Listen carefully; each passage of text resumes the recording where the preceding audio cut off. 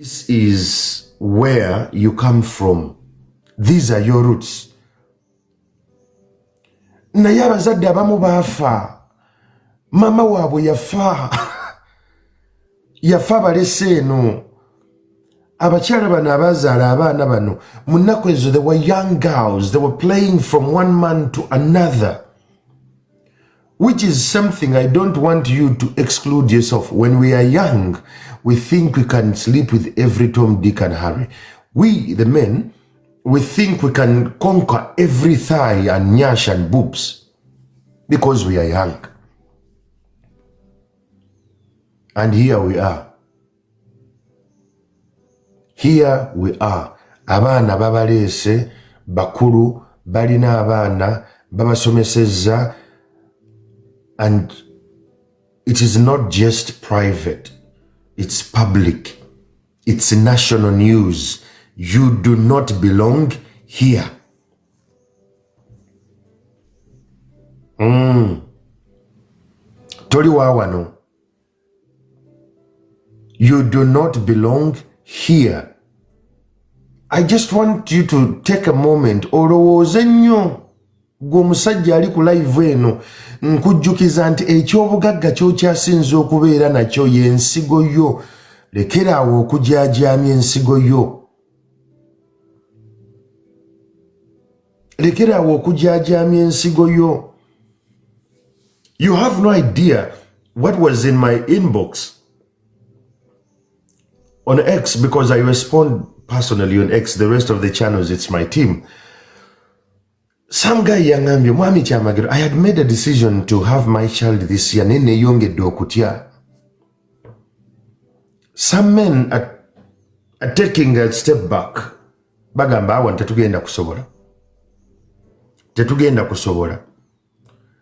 Abaana b'abaana bano, the grandchildren of the purported grandchildren, abomugenzi, they are inheriting confusion.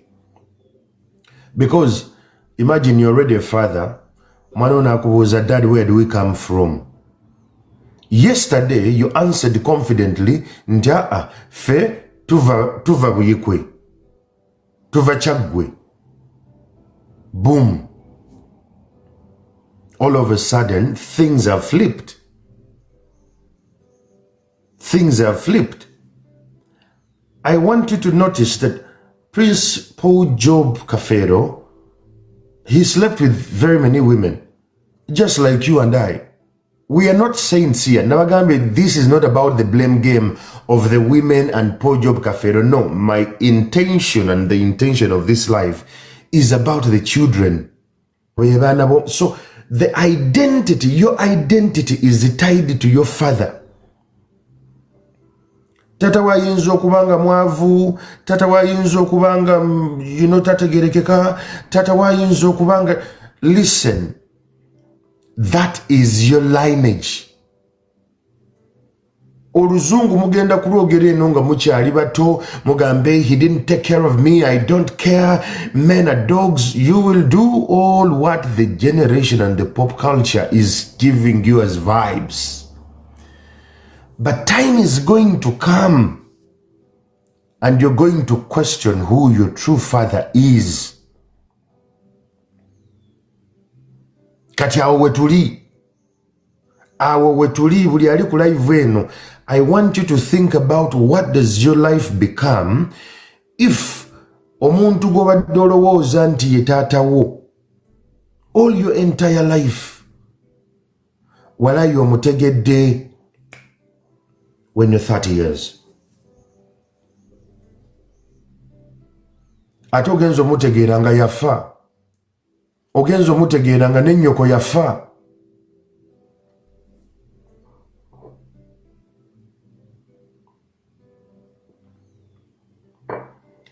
I don't want you to tie fatherhood to only responsibilities of provision, protection, and maybe educating you. Gwe omusajja ali ku live eno, olunaku kitaawo lwakera n'ava mu nsi w'otegeera that you were actually buffered. amaanyi ga taata toyinza gategeera ng'akyaliwo. The universe and the ecosystem we are going to amplify our mothers. I love my mother, no doubt, but I am a man that I am very self-aware of the role my father plays. Ekyo nkimanyi nnyo. Waliwo abali ku live eno nga bo tebategeera na kitaabwe. They are living a life but they have questions of kati maama taliiwo. Ne bakojja nabo tebamanyi maama gye yatambuliranga, ne muzeeyi taliiwo. Oli momboze. Mu Luganda tukuyita momboze. You're just jumping from this to that. Abasajja abali ku live eno nyongera okujjukiza nga waletiyo tonna gitunuulira nti ye y'amaanyi oba ebizimbe oba academia oba your qualifications and your skills. The biggest thing you must protect is your semen. Do not explode in every womb. Do not.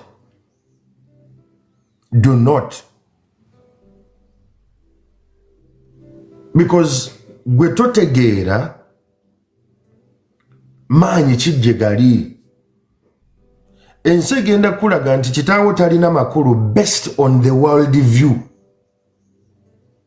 But you can only trace who you are okuva ewa kitaawo. Katonda banange eryokanga n'etonnya. Twakava mu Father's Day ng'abamu mwavuma bakitammwe ku mitimbagano. I was seeing all this. Someone saying nze taata gyali nayo oba yafa oba gyali tekingasa. There is rage and anger. There is trauma. It's understandable. Naye temufunye na budde kutuula kumanya lwaki teyabalabirira. You have one side of the story and you are going with that is the gospel truth. Kitaawo tomanyi bye yali ayitamu. Prince Job Kafeero was a great artist. Mwe temwamulabako.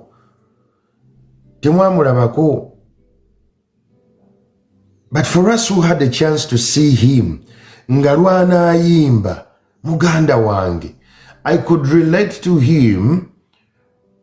Amaanyi po Job Kafeero gede, because this guy would actually shut down the entire stadium of Nakivubo. One guy. And the shows back then, nga tezigwe nnyo mu ttumbi gye muli. I remember those shows sometime in 1997, 1998, 99 there. But twagendanga mu shows za Paul Job Kafeero nga zitandika misana. The shows would start as early as saawa 5 nga tuba tuyingira. Nga alinnya ku stage ku saawa 8. And we'd go, because I was young with my darling sisters, nga tuvaamu saawa ndooza nga 12 around there. Nze njagala okikutegeeza. The best message as a man, if you're looking for clarity in life, listen to the most boring content.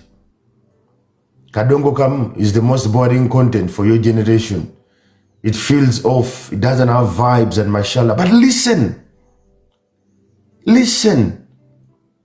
Emomboze Justin kitegeeza omuntu ataliiko obuvuna buddo. You have no roots. You don't know where do you belong. There is an identity crisis. That's what we are dealing with here. We have an identity crisis. While some fathers have intentionally absconded from their jobs, from their responsibilities of being better fathers, of being present fathers, that is another case. But I'm looking at the roots and the trauma that comes with other men not doing the paternity test in time. Nechisigala nga chitulia. That is the problem. I want you to think about it. Togezanga noddawo n'okomerera taata wo nga tonnazaala. You have no idea what it means to show up as a father every day. It is not easy. It's not a walk in the park. It is not a walk in the park. We can have all these conversations of, oh, abakazi, ndoza mutegedde abakazi. That nonsense feels easy right now. I don't want us to run into the blame game. Because this man was not married to one woman. Njagala otunuulire Kafeero, not in your world view. Teyalina mpetanga nze nti oyo mukyala we y'oli nedda. Ono yali musajja muddugavu kuzaala kwaza abaana. That was his job. Boom. 21 are not his.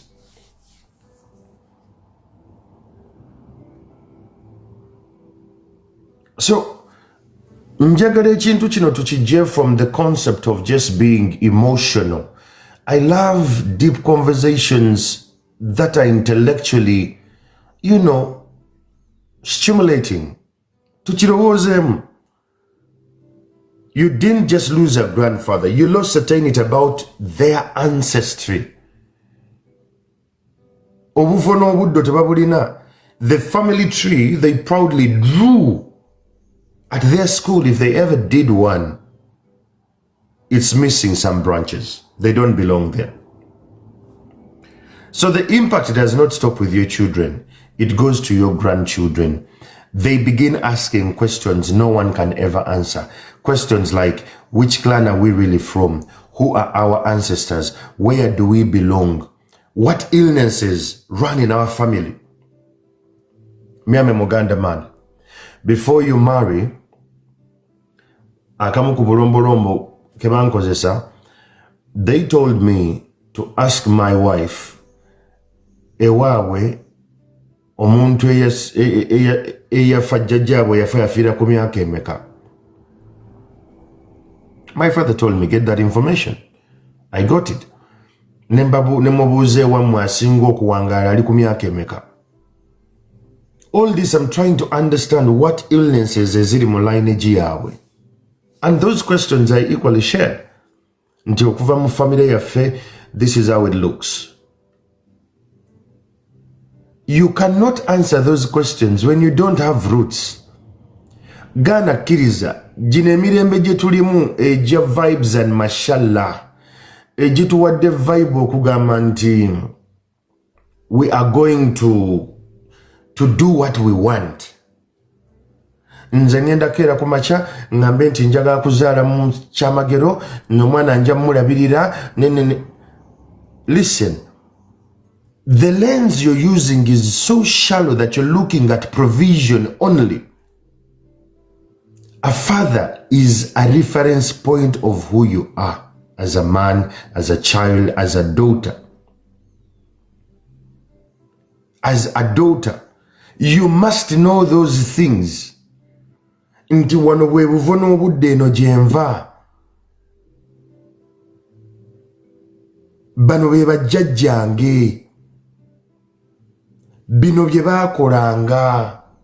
The reason why you're in some professions because it runs in your bloodline.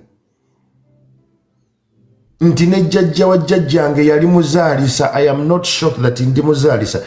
My grandfather was a journalist. Yawandiikanga mu munno. He was a journalist. Nga wandika mu munno. Mawulire ge bayitanga munno. Present day you can call it Bukedde. Does it shock me that I'm a journalist today? No. Because waliwo omukululo. So think about it. Marriage enters a conversation. Njagala imagining essaawa zino ng'ogamba mukyala wo, I don't know who my biological father is. Kitegeeza, she married into one family. Now the family story changes. Emboze bekyuse blood. Your children belong to one clan on paper.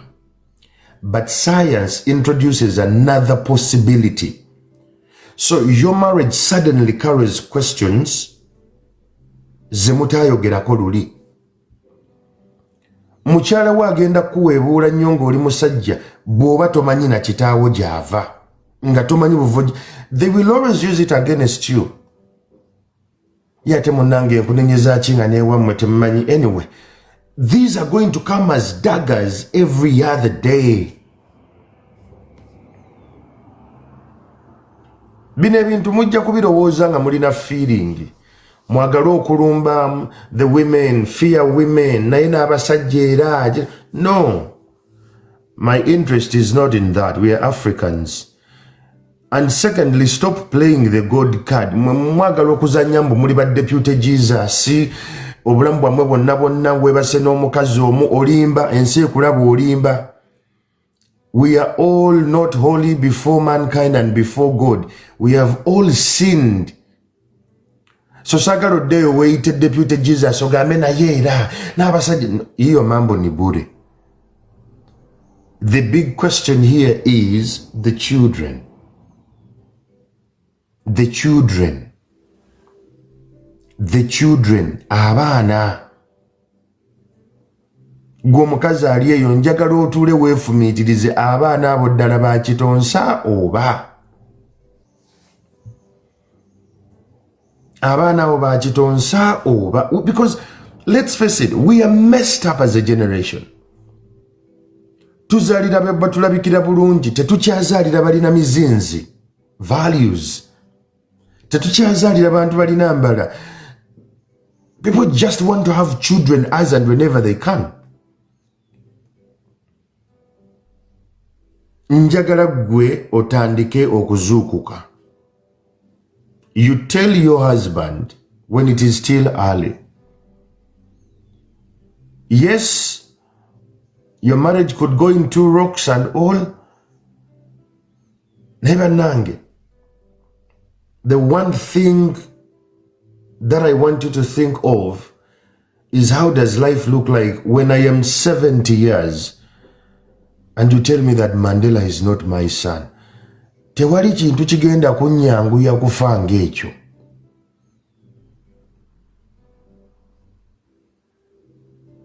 I want you to think about it.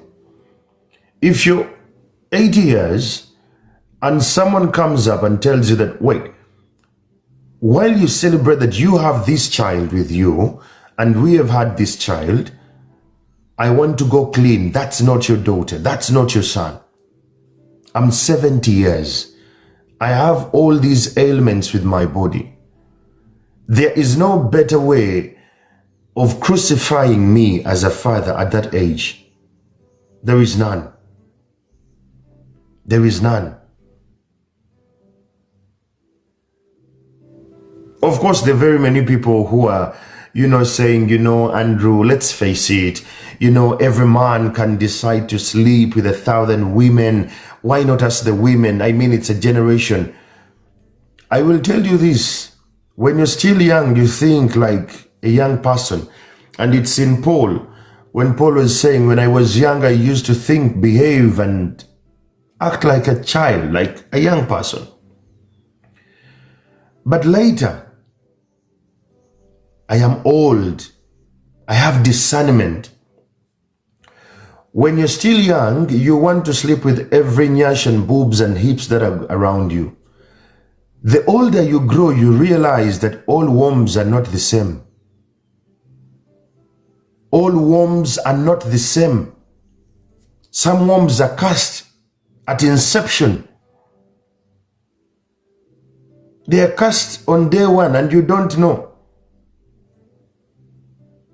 So I want you to think about the depth of this conversation and how far it actually takes you as a man.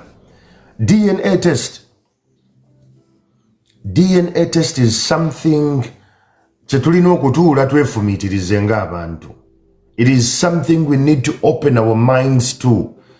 Especially the man, understand that the biggest component of your life is between your legs. Do not release in every womb. And if you have released in every womb, be responsible to carry the burden, because that's a seed. You've planted it. Take care of it. water it. When it grows, trim it, prune it, nurture it. That's your job, Gwetata. I just want you to think about it. This thing of saying, don't sleep around, I am very alive and aware of the generation where I am. If someone is in this generation is preaching about faithfulness, they are hiding their head in the sand. Ekyo njagala nkikubuulire. Mu mulembe gwe tulimu, okubeera ng'oli mwerufu ng'ogamba nti ndine mukazi wange nzekka, ndine bba wange nzekka, ekyo kigenda kubeera kyammwe. Mwe.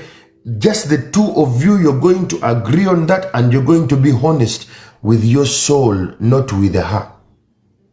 Gwe ng'omusajja omanyi nti nze ngenda kwekuumira mukyala wange, and I'm going to do this for us.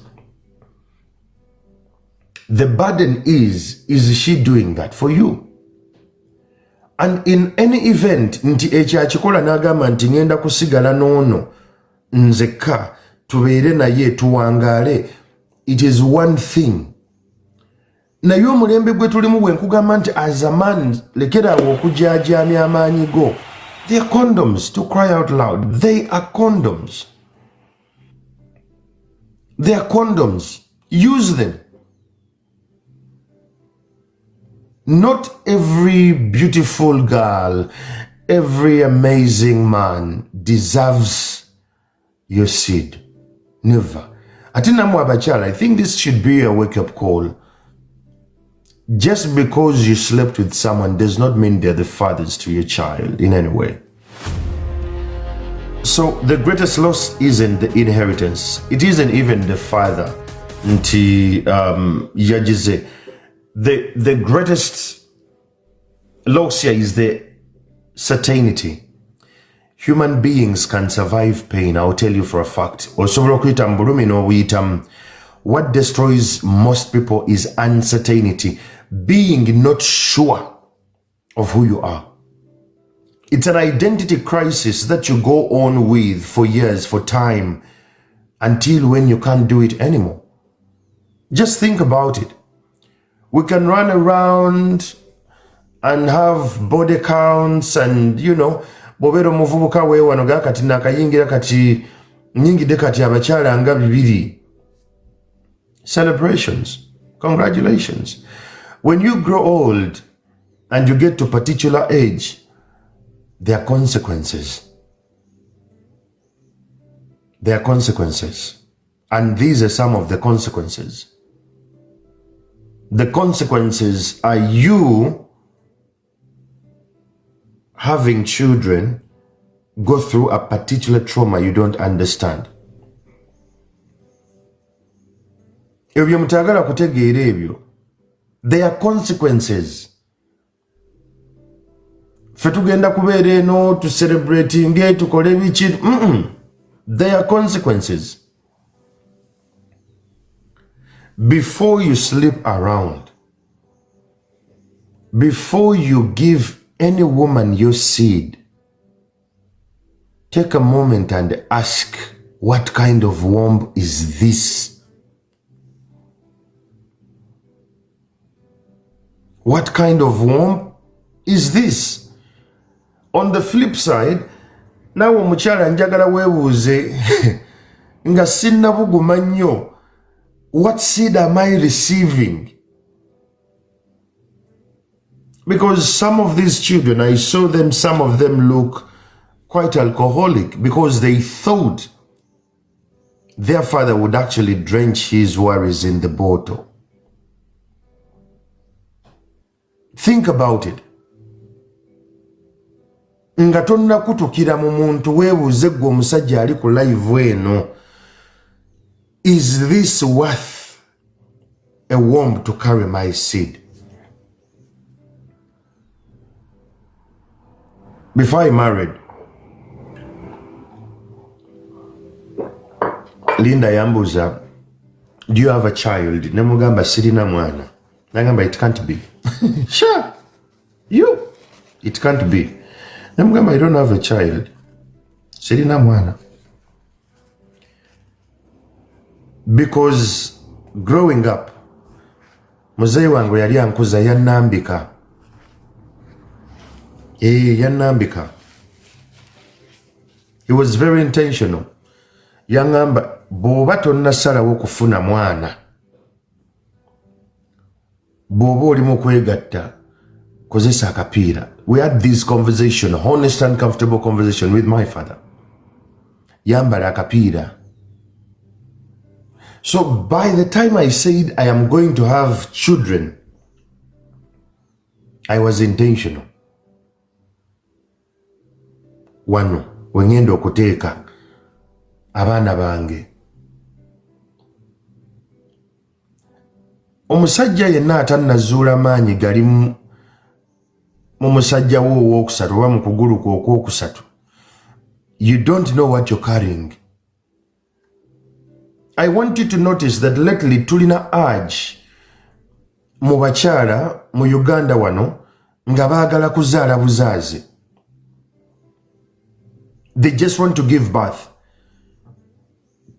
And they keep telling people, I just want a child, I'll take care of the rest. You don't know what you're going to take care of. Excuse me. Because as human beings, every time the world shakes you to the core, you fall back to your parents. Ensi buli bwekunyenya n'ekuza eno n'eri oddayo mu bakadde bo n'ogamba nti maama bikalubye, taata bikalubye.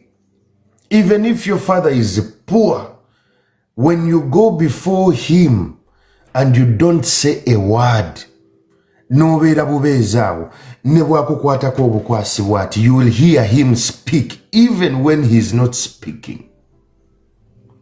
You will hear him speak.